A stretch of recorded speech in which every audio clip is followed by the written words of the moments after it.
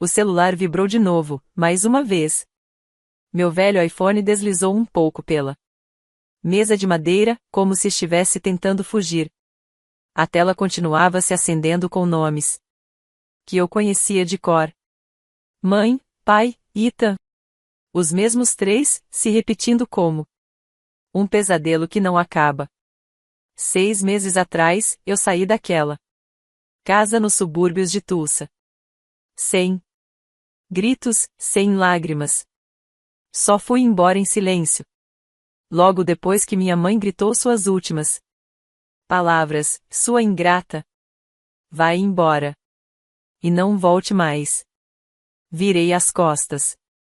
Quando ela disse aquilo, não porque eu quisesse parecer superior. Eu só estava exausta demais para responder. Depois de anos vivendo como uma sombra, não me restava energia para brigar. Agora, encolhida numa cadeira que rangia em um apartamento de um quarto em North Oklahoma City, eu respirava um pouco mais fundo. Cada canto do lugar tinha um ar cansado, mas pelo menos era meu. Ninguém me esperava atrás da porta com uma conta, uma cobrança ou uma acusação. Só o som do ventilador de teto rangendo. E a luz preguiçosa do sol atravessando as cortinas finas. O celular acendeu de novo. Mãe? Pela 5ª vez. Uma mensagem apareceu. Antes mesmo do toque. Naomi, se você ainda se importa com essa família. Mesmo que só um pouco, por favor, atenda. Ethan está sobrecarregado. Ethan está sobrecarregado. Trinquei os lábios e deslizei o dedo pela tela, sem desbloquear. Já tinha ouvido essa frase tantas vezes. Ele está passando por dificuldades. Ele precisa de você. Ele é seu irmãozinho. Ethan, o filho mimado da mamãe dos 10 aos 31 anos. O que nunca teve um emprego de verdade, mas sempre estava com roupas novas, consoles de última geração. E alguém para limpar a bagunça dele. Esse alguém era eu. Eu trabalhava 60 horas por semana na seguradora, e ainda chegava em casa para trocar lâmpadas, fazer janta e pagar a conta de luz. Eu era a filha boa. A que sustentava todo mundo com meu próprio sangue noite sem dormir. Achava que, se eu me esforçasse só mais um pouco, eles iam finalmente me enxergar. Mas eu estava errada. Coloquei o celular no silencioso e virei ele de tela para baixo. Ainda assim, o zumbido das notificações continuava ecoando no meu crânio como uma praga que ainda não fui capaz de expulsar. Mas tudo bem. Eu aprendi a não deixar essa dor me cortar por dentro. Aprendi a ficar quieta e deixar que eles entrem em pânico. No dia em que fui embora, o céu estava limpo. Sem chuva, sem trovão, sem prenúncio de nada. Coloquei algumas roupas, meu laptop e um ursinho velho numa mala de rodinhas. Tranquei a porta atrás de mim, como quem coloca um ponto final no fim de uma frase. Disseram que eu não era bem-vinda de volta e eu respeitei. O que eles não imaginavam é que eu realmente iria embora. Lembro perfeitamente de uma vez em que estava com febre de 39 graus Celsius e, mesmo assim, tive que dirigir até o hospital sozinha porque ninguém da minha família tinha tempo para me ajudar. Já quando Ethan teve uma leve dor de estômago por exagerar na batata frita, minha mãe não pensou 2 vezes antes de chamar uma ambulância. Ela e meu pai correram para o pronto-socorro, enquanto eu recebia uma mensagem no celular: tem macarrão instantâneo em casa. Não volto a tempo. Quando consegui meu primeiro emprego de tempo integral na seguradora, há 6 anos, liguei para contar a novidade. Meu pai respondeu: ótimo. Não se esqueça de pagar o seu plano de saúde em dia. Já quando Ethan foi convidado para um simples curso de marcenaria de fim de semana, a família inteira fez questão de postar no Facebook como se ele tivesse sido aceito em Harvard com uma bolsa integral. Durante muito tempo, acreditei que se eu fizesse tudo certo, se evitasse problemas e me esforçasse ao máximo, em algum momento eles iriam me enxergar como parte daquela família, não só como a sombra gerada pelo brilho de Ethan. Mas eu estava errada. Uma noite, depois de um turno longo no trabalho, com as costas doendo e o pescoço travado, entrei na sala e encontrei minha mãe no sofá com Ethan. Eles estavam folheando um álbum de fotos. Havia uma única foto minha, escondida entre as páginas, desbotada, superexposta, sem legenda. Ethan, por outro lado, ocupava 3 páginas inteiras, todas com legendas carinhosas como a infância do nosso anjo. Fiquei parada ali por um bom tempo, esperando que alguém me notasse. Ninguém virou o rosto. Ninguém me perguntou se eu já tinha comido. Ninguém sequer me deu boa noite. Fui para o meu quarto, fechei a porta e, naquela noite, sonhei que estava correndo. Não fugindo, correndo em direção a alguma coisa. Passei quase 30 anos em uma casa que acreditei ser um lar, apenas para perceber que nunca fui realmente bem-vinda. Não como filha. Como ferramenta. Aquela que segurava o mundo nos ombros, que cobria os buracos para que os outros pudessem cair sem consequências. Conforme fui ficando mais velha, percebi que cada elogio feito a Ethan era, na verdade, um tapa silencioso no meu rosto. Eles não queriam que eu brilhasse, só queriam que eu permanecesse quieta, sem reclamar, sem exigir, sem impor limites, contanto que eu continuasse pagando o preço por uma família construída em cima de expectativas sufocantes e mentiras polidas. E eu ainda me lembro com clareza do instante em que tudo começou a desmoronar. Foi em fevereiro, uma semana antes do prazo final da declaração do imposto de renda. Eu já estava no meu limite, trabalhando horas extras no escritório, acumulando 40 horas em apenas 3 dias. E ninguém percebeu que eu estava prestes a quebrar. Quando saí da minha mesa, o relógio no canto da tela marcava 23 horas e 45. As luzes da rua refletindo no para-brisa do meu carro me causavam uma dor de cabeça latejante, e eu ainda precisava ir para casa terminar um relatório de previsão financeira para um cliente. Estava abrindo a porta do carro quando o telefone tocou. Era minha mãe. Naomi, desculpa te incomodar, mas a conta de gás deste mês veio quase $190. Seu pai esqueceu de pagar. Você pode cuidar disso para mim? Fiquei paralisada, com o crachá do trabalho ainda pendurado no pescoço. Antes que eu conseguisse responder, ela continuou, toca aqui uma vez. Eu te pago amanhã. Quantas vezes eu já tinha escutado essa promessa? Mesmo assim, a voz dela me fez ceder. Transferi o dinheiro ali mesmo, parada no estacionamento, e fui para casa como se aquilo fosse normal. Mas aquela foi apenas a primeira gota. Na semana seguinte, veio a conta de luz. Depois, a de água. Depois, a da internet. No início, minha mãe sempre dizia que era só um adiantamento, que me pagaria no dia seguinte. Com o tempo, isso se transformou em um discurso sobre como família ajuda a família, e meu pai complementava com um a Naomi dá conta. Ninguém perguntou se eu tinha condições. Ninguém pediu desculpas por ligar tarde da noite.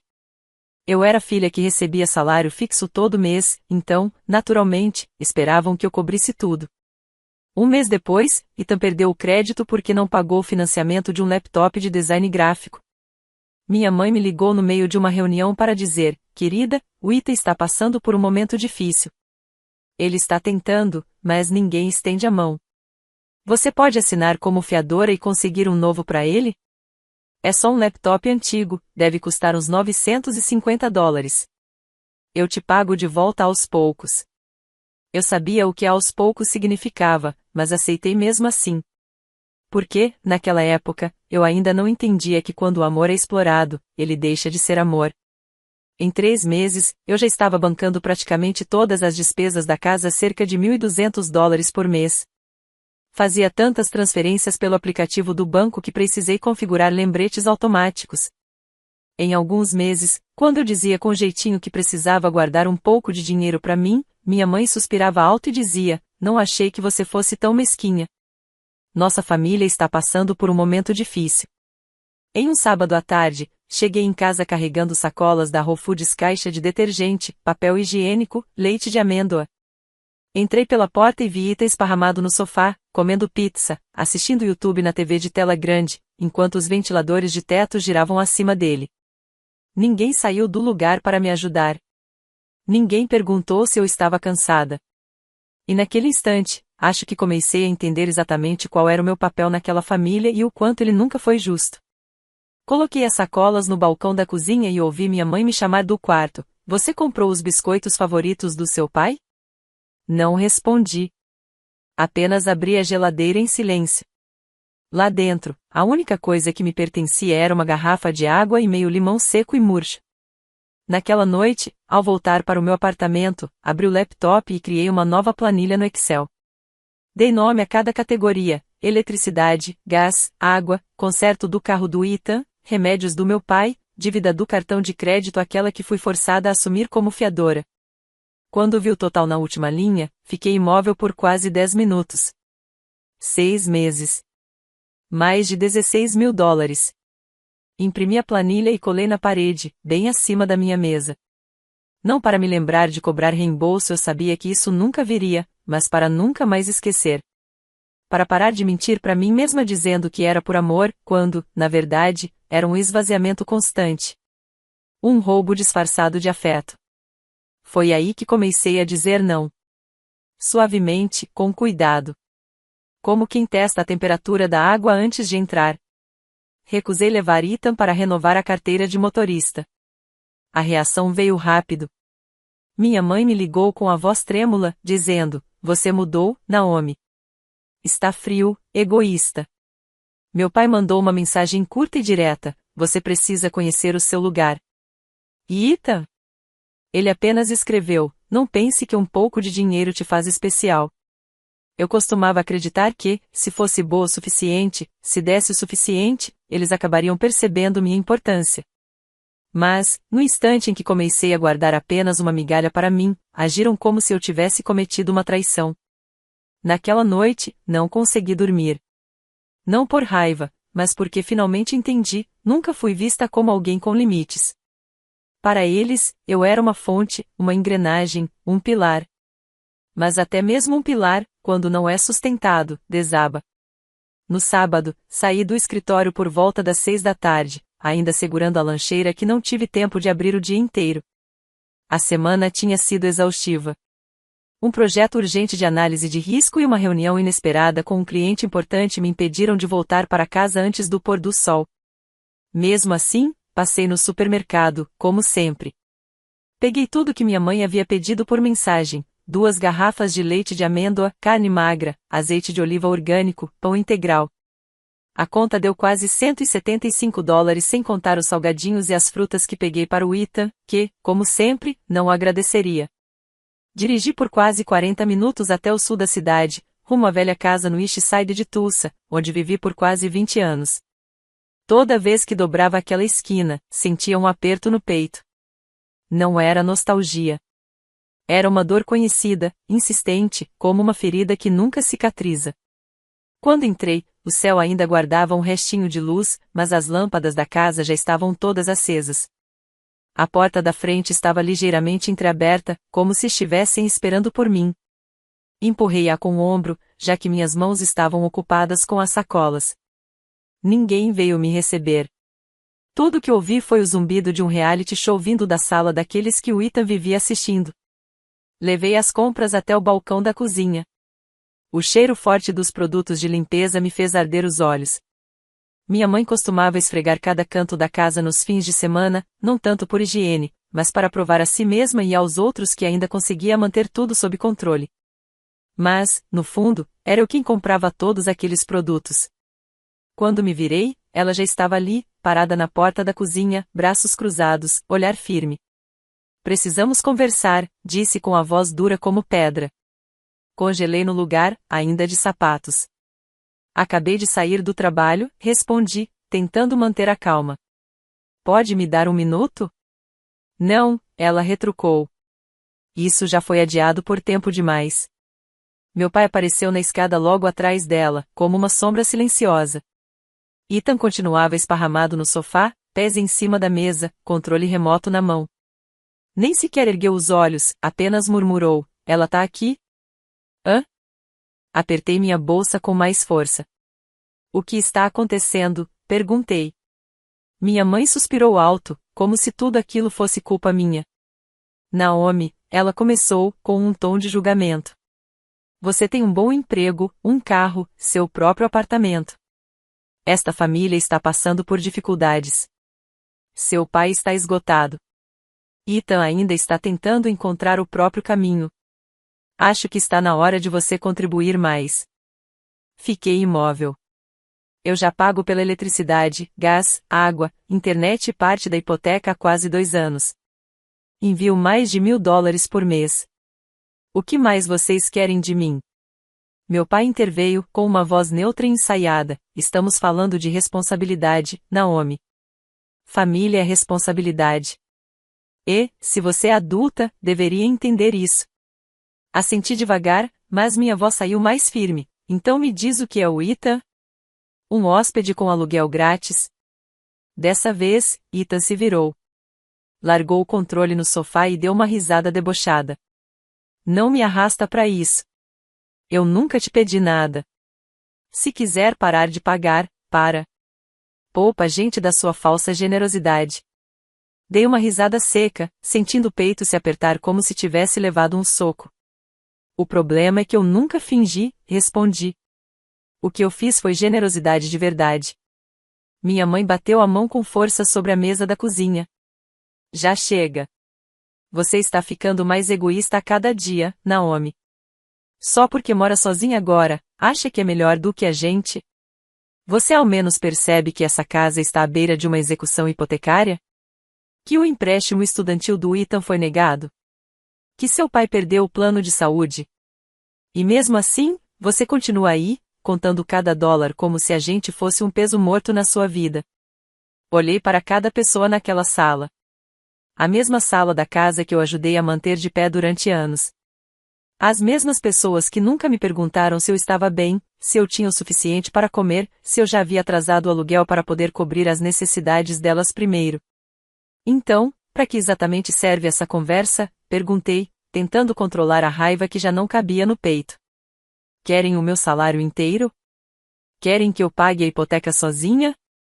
Que eu compre um carro novo pro Ethan, para ver se ele finalmente se sente motivado a fazer alguma coisa da vida?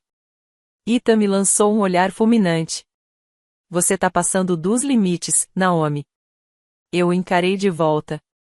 Passando dos limites? Eu trabalho mais de 60 horas por semana. Abri mão da minha vida pessoal para impedir que esta casa fosse confiscada. E você? Além de segurar esse controle remoto e fazer exigências, o que exatamente você tem feito? Silêncio. Meu pai mexeu a aba do boné, abaixou o olhar e falou baixo, quase num sussurro. Se você fosse uma filha responsável, entenderia. Assenti lentamente. Não estava mais com raiva. Só vazia. Então, se eu não pagar, deixo de ser filha. É isso? Ninguém respondeu. Peguei minha bolsa. Abri a porta. O vento frio da noite bateu no meu rosto como um tapa mudo direto, gelado, mas clareou a minha mente com mais força do que qualquer grito poderia ter feito. Eu não bati a porta. Eu não gritei. Eu só disse, em voz baixa, mas firme o suficiente para que todos ouvissem: então essa casa não tem mais uma filha chamada Naomi. E, após essa frase, o silêncio caiu como um cobertor pesado. O ar da sala ficou denso, como se todo o oxigênio tivesse sido sugado. Ethan permaneceu paralisado ao lado do sofá, ainda segurando uma garrafa de água que nem abriu. Meu pai mantinha os olhos no chão, ainda agarrado ao boné como se discutisse mentalmente com o universo. E minha mãe olhou para mim como se eu fosse uma estranha. Não havia raiva. Nem culpa. Apenas aquele olhar seco, frio, vazio, um olhar que eu jamais esqueceria. Saia, ela sibilou, a voz cortante como uma navalha. Se você ousar virar as costas para esta família agora, nunca mais volte. Eu não me movi. Meu pai olhou para cima por um breve instante, como se quisesse dizer algo, mas em vez disso soltou um suspiro e se virou. Ethan deu um sorriso torto, não de desprezo, mas de desdém, como se aquilo fosse apenas mais uma cena patética da minha parte. Abri a boca, talvez para me explicar, talvez para dizer alguma última coisa. Mas fechei de novo, porque, para minha própria surpresa, não senti dor. Eu me senti leve. Dei um passo para trás, ainda segurando a sacola de compras que nem tive tempo de guardar na geladeira. A porta da frente estava logo atrás de mim. A luz da rua atravessava o vidro, desenhando uma sombra diagonal no chão de azulejos. Virei e empurrei a porta. Antes de sair, olhei uma última vez por cima do ombro. Ninguém me olhou de volta. Ninguém chamou meu nome. Nenhuma palavra me segurou. A porta se fechou atrás de mim com um estalo seco e definitivo. Como uma lâmina cortando o último fio emaranhado que ainda me prendia àquela casa, eu me senti livre. Lá fora, o frio era mais intenso do que eu esperava. O cheiro da grama molhada misturava-se ao vento seco que soprava entre os galhos nus do bordo, e tudo parecia sussurrar que eu não precisava mais voltar. Caminhei devagar até o carro, coloquei a bolsa no banco do passageiro e me sentei ao volante. Não liguei o motor de imediato. Fiquei ali, imóvel, com as duas mãos no volante, olhando fixamente para frente. Sem lágrimas. Sem tremores. Sem arrependimentos. Sempre imaginei que, quando esse momento chegasse, eu choraria feito criança. Mas o que veio foi um vazio leve, quase libertador. Não aquele tipo de vazio que machuca, mas um espaço limpo, silencioso, onde eu finalmente podia respirar sem pedir permissão.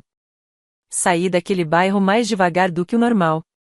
Cada poste de luz que passava parecia uma vírgula encerrando um parágrafo importante. Eu sabia, com a mesma certeza com que sabia meu próprio nome, que um capítulo da minha vida havia acabado. Sem explosões. Sem discursos. Só silêncio pesado, definitivo. No caminho para casa, não liguei o rádio. Não mandei mensagem para ninguém. Apenas o som dos pneus deslizando sobre o asfalto preenchia o carro, e isso me bastava. Era estranho e, ao mesmo tempo, confortante. Não havia ninguém me esperando. Ninguém me cobrando. Ninguém pedindo só mais um favor. Quando cheguei ao meu apartamento, eram quase 8 da noite. Subi com as sacolas até o segundo andar. O lugar era pequeno, acolhedor, suavemente iluminado por uma luz amarelada, com um leve aroma de óleo de lavanda ainda flutuando no ar.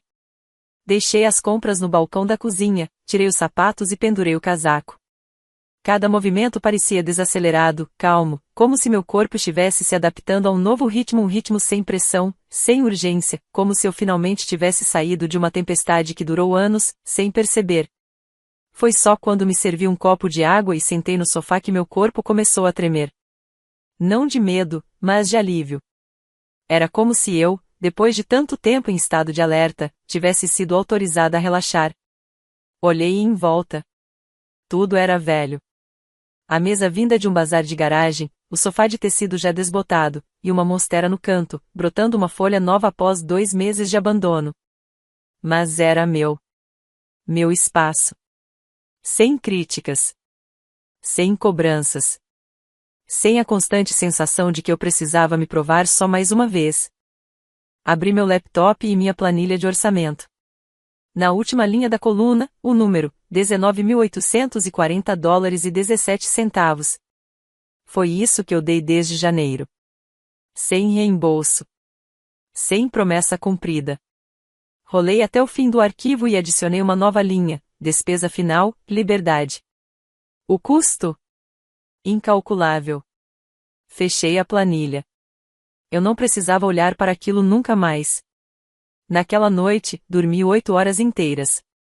Sem sonhos. Sem mensagens do Ethan pipocando de madrugada.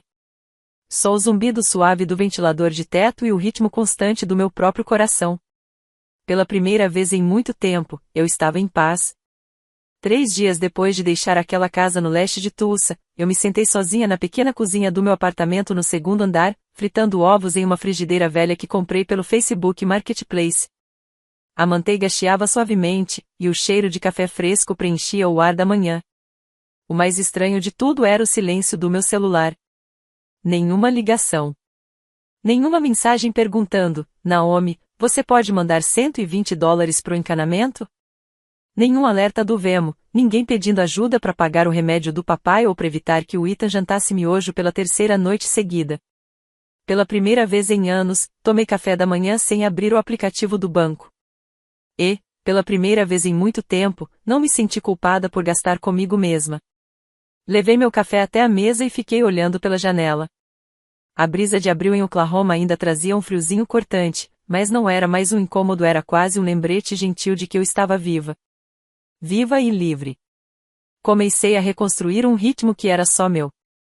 Todas as noites, depois do trabalho, fecho meu laptop às 6 em ponto. Chega de e-mails fora de hora. Me inscrevi numa aula de yoga às quartas-feiras e passei a visitar o mercado de produtores locais nos sábados. Descobri que os tomates da primavera são incrivelmente doces. Comprei livros que antes eu achava luxo demais e comecei a cultivar ervas na varanda, um vaso de alecrim, uns raminhos de lavanda e uma pequena hortelã que eu acabei regando demais, mas que, de alguma forma, ainda sobrevive. Foi nessas noites silenciosas que comecei a perceber algo importante. O silêncio não era mais ameaçador como antes. Naquela casa antiga, silêncio era sempre um prenúncio de tempestade. O silêncio da minha mãe significava raiva. O do meu pai, julgamento. E o silêncio de Ethan significava que ele estava prestes a me pedir mais alguma coisa. Mas aqui, o silêncio era apenas isso, silêncio. Um espaço tranquilo onde ninguém exigia nada de mim. E aquilo não era egoísmo. Era liberdade. Pela primeira vez em mais de uma década, eu pude começar a fazer planos de verdade. Abri uma conta separada só para meus objetivos, uma viagem para o Colorado, um novo laptop, quem sabe até contratar um consultor financeiro para entender melhor sobre investimentos. Numa manhã de domingo, preparei um café gelado e me sentei na varanda para ler. A frase marcada na página dizia: "Você não deve a ninguém além da erosão da sua vida só para mantê-los confortáveis." Passei muito tempo achando que ser família era se sacrificar sem medida. Mas então entendi. Carregar alguém nos braços não significa se apagar só para oferecer sombra e luz ao outro. E foi numa tarde tranquila, no começo de maio, que encontrei a Márcia, uma velha amiga da faculdade, durante um seminário da empresa. No almoço, ela me olhou com um sorriso sincero e disse: "Você está diferente. Melhor. Parece a Naomi do primeiro ano, só que mais forte." Eu apenas sorri. Não precisava explicar nada. O modo como eu me sentava com a postura ereta, sem ficar checando o relógio a cada minuto, sem apertar meu celular como se a qualquer instante alguém fosse exigir de mim um novo aluguel emocional, isso já dizia tudo. Não bloqueei minha mãe, meu pai ou o Ethan, mas desliguei as notificações. Não foi para fugir. Foi para não ser puxada de volta para aquele ciclo. Nos últimos 6 meses, vi todas as mensagens que eles mandaram, algumas tentando me culpar, outras agindo como se nada tivesse acontecido, e algumas até implorando. Mas eu não respondi. Porque aprendi que responder nem sempre é um ato de gentileza. Às vezes, o silêncio é proteção. Naquela noite, enquanto limpava a mesa do jantar, abri a correspondência. Entre os panfletos de sempre, havia um envelope fino, com o endereço do banco no remetente e o nome da minha mãe no cabeçalho. No canto inferior direito, estava o meu nome. Abri devagar. Era o terceiro aviso de inadimplência da hipoteca. Por um instante, fiquei imóvel. Depois, coloquei a carta sobre a mesa, dobrei-a com calma e soltei o ar devagar. Eu sabia o que aquilo significava. E, dessa vez, estava pronta para enfrentar sem abaixar a cabeça. A mensagem do meu pai chegou enquanto eu organizava o relatório trimestral da empresa. Apenas 8 palavras: "Naomi, por que você não pagou este mês?" Li 3 vezes. Meus olhos ficaram presos na palavra pagou, como se fosse uma obrigação invisível que eu tivesse deixado passar. Não havia saudação, nem ponto de interrogação, nenhum contexto, como se ainda fizesse parte da estrutura financeira da família, sem jamais ter assinado por isso. Fechei o laptop, peguei o celular e abri meu aplicativo bancário. Nos últimos 6 meses, eu não tinha enviado um centavo. Acreditava que tinha sido clara. Mas, aparentemente, eles pensaram que era só uma pausa. Consultei meu histórico de transferências antes de cortar o vínculo. Eu estava mandando $1.300 por mês para ajudar na hipoteca, como minha mãe dizia. Nunca havia conta de verdade. Não havia contrato. Meu nome não constava em escritura alguma. Eu quis ignorar, mas algo me incomodou. Então liguei para o banco. O atendente atendeu depois de 3 toques. Passei o endereço, confirmei minha identidade e, com a voz firme, perguntei: você pode me informar a situação atual da hipoteca do 1547 Westwall Drive? Ele hesitou por alguns segundos antes de responder: essa conta está inadimplente há 8 meses. No momento, está em fase de pré-execução. O aviso final foi enviado há cerca de 3 semanas. Eu congelei. 8 meses? Isso queria dizer que, mesmo enquanto eu ainda enviava dinheiro, eles já não estavam pagando o banco. Desliguei o telefone, em choque, entorpecida. Todas aquelas noites fazendo hora extra, todos os momentos em que abri mão de coisas básicas para garantir a transferência até o dia 15. E, no fim, eles nem usaram o dinheiro para pagar a hipoteca. Abri minha planilha de orçamento e rastreei cada transação. Desde que comecei a ajudar temporariamente até o momento em que finalmente parei, tinha enviado mais de $18.000. E agora aquela casa estava prestes a ser tomada pelo banco. Liguei para o Ethan. Ele entendeu o que estava acontecendo mais rápido do que imaginei. Naomi, finalmente. A mamãe está surtando. O banco mandou outra carta. Qual é o seu plano? Ele perguntou. Fiquei confusa. Meu plano para quê? Não estou mais envolvida com aquela casa. Ele suspirou alto, com um peso evidente na voz. Não se faça de boba. Você vinha pagando a hipoteca esse tempo todo. Aí, de repente, nos cortou, e agora o banco está ameaçando tomar a casa. Você não sente nenhuma responsabilidade? Mordi a língua. E o dinheiro que enviei por 8 meses seguidos? Onde foi parar? Quem usou? Houve uma pausa. Então ele respondeu, sem convicção. Não sei. A mamãe disse que você só estava cobrindo uma parte. Que os últimos meses não foram suficientes. Ela provavelmente usou. Interrompi. Você mora aí. Não percebeu os avisos do banco? A energia sendo cortada e religada? Nunca se perguntou por que a hipoteca não estava sendo paga, mesmo com o dinheiro que eu mandava? A voz dele se alterou. O que você quer dizer com isso? Estamos passando por dificuldades. Você está aí fora vivendo bem enquanto a gente corre o risco de perder a casa. Só precisamos de mais um mês de pagamento. O banco vai negociar. Eu ri, fria. Eu não sou mais seu plano B, Ethan. E não diga nós. Eu não faço parte disso. Desliguei. 3 minutos depois, minha mãe ligou. Deixei tocar. Meu peito apertou, mas não cedi. Logo depois, veio a mensagem dela curtas, rápidas. Naomi, sinto muito se você se sentiu pressionada. Mas essa casa também é sua. Você cresceu aqui. Vai se arrepender se deixarmos isso acontecer. Não respondi. Porque, pela primeira vez na vida, tudo ficou claro para mim. Eles nunca me enxergaram como filha. Apenas como uma apólice de seguro informal, uma carteira ambulante, o botão de emergência que apertavam sempre que cometiam um erro. Repetidas vezes, meus olhos voltaram à carta do banco ainda em cima da mesa. Peguei-a e rasguei ao meio. Não por raiva. Mas porque, finalmente, aceitei a verdade. Não dá para salvar uma casa que nunca foi minha. Assim como eu nunca tive realmente um lugar naquela família. Naquela noite, peguei meu celular e rolei pelas mensagens da minha mãe uma sequência interminável. Foram necessárias 3 passadas de dedo só para alcançar a primeira. Naomi, eu sei que você está chateada, mas não é tão simples quanto você pensa. Seu pai perdeu a cobertura do seguro, e o Ethan não tem mais ninguém em quem confiar além de você.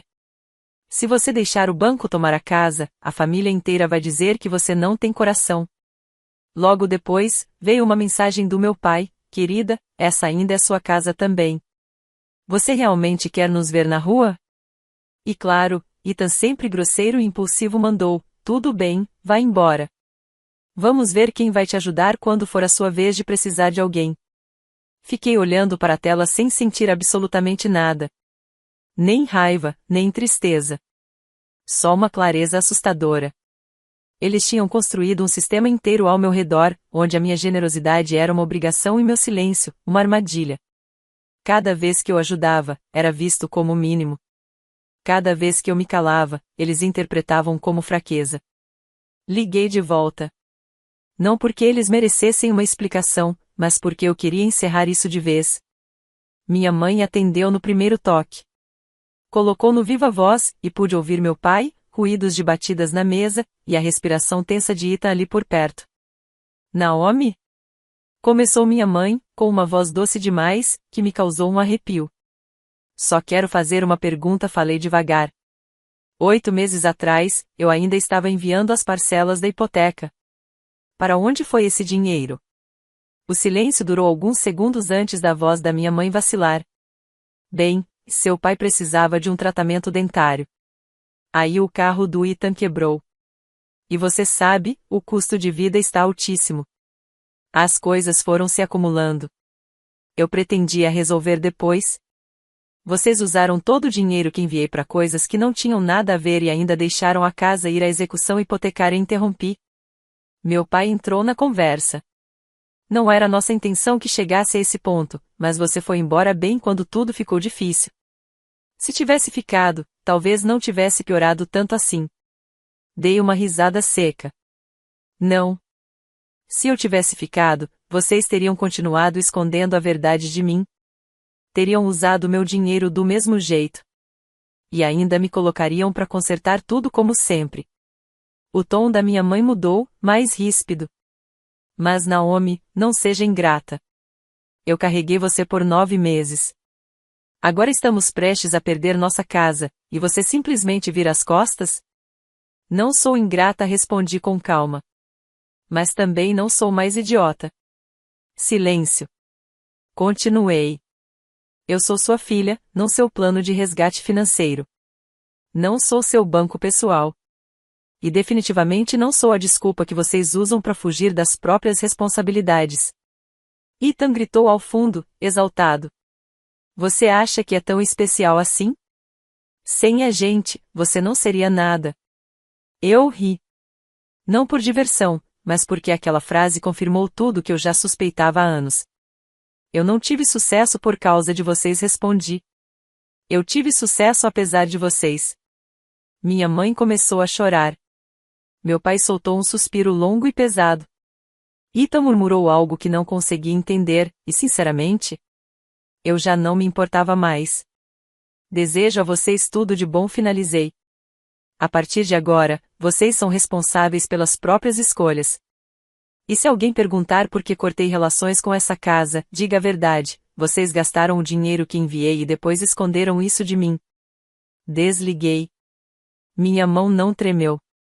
Meu coração batia com uma calma estranha. Abri a lista de contatos. Bloqueei minha mãe. Bloqueei meu pai. Bloqueei Ethan. Não por raiva, mas porque eu precisava de paz.